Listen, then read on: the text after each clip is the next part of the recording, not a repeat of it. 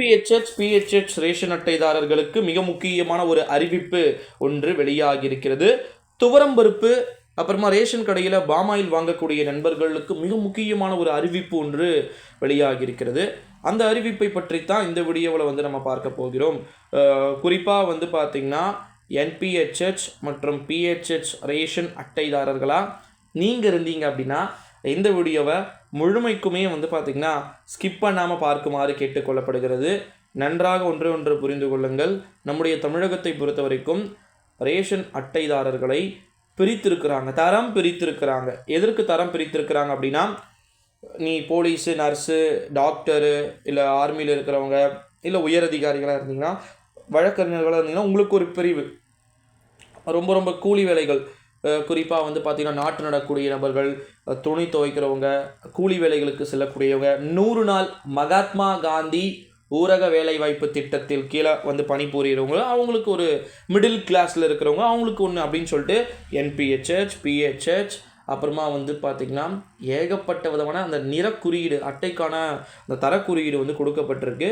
இந்த ஒரு சூழ்நிலையிலே தமிழ்நாட்டில் நடப்பு மாதத்திற்கான துவரம்பருப்பு மற்றும் பாமாயில் ரேஷன் கடைகளில் தங்கு தடையில்லாமல் கிடைக்கக்கூடும் என்ற ஒரு மிக முக்கியமான ஒரு அறிவிப்பு என்பது வெளியிடப்பட்டிருக்கிறது. பல ரேஷன் கடைகள் மாநிலம் முழுவதும் சர்க்கரை, அரிசி, துவரம்பருப்பு, பாமாயில் உள்ளிட்ட அத்தியாவசிய பொருட்கள் குறைந்த விலையில் பொதுமக்களுக்கு வந்து பார்த்திங்கன்னா விநியோகிக்கப்பட்டு வருகிறது.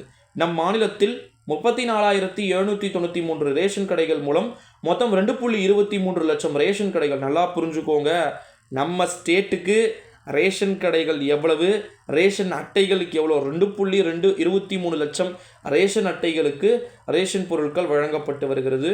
ஒவ்வொரு மாதமும் தேவையான அனைத்து விதமான பொருட்களுமே வந்து பார்த்திங்கன்னா ஒட்டுமொத்தமாக கொள்முதல் செய்யப்பட்டு அந்தந்த ரேஷன் கடைகளுக்கு மூட்டையாக அனுப்பி அதை அழகாக வந்து பார்த்திங்கன்னா குறிப்பிட்ட தேதி ஒதுக்கி எந்தெந்த மக்களுக்கு வந்து எப்படி கொடுக்கணும் எல்லா ப்ரொசீஜருமே வந்து பார்த்திங்கன்னா பக்காவாக நம்முடைய தமிழ்நாடு உணவு மற்றும் பாதுகாப்புத்துறை அமைச்சர் சக்கரவாணி அவர்கள், இவர் மட்டும் இல்லை, லாஸ்ட் மினிஸ்டர் 2011 to 2021 வரைக்கும் ஜெயலலிதா பீரியட், எடப்பாடி பீரியடில் இருந்த கூட்டுறவுத்துறை அமைச்சர் யாருன்னு உங்களுக்கு தெரியும் அப்படின்னு வந்து நினைக்கிறேன், நம்முடைய செல்லூர் ராஜு. ஓகேங்களா?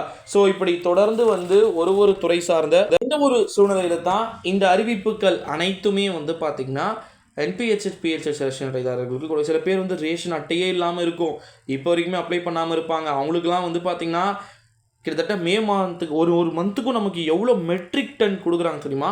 20,000 மெட்ரிக் டன் வந்து பார்த்திங்கன்னா துவரம்பருப்பு நமக்கு நீங்கள் வாங்குகிற இந்த ரேஷன் கடைகளில் ரேஷன் அரிசிகள்லேருந்து எல்லாமே பல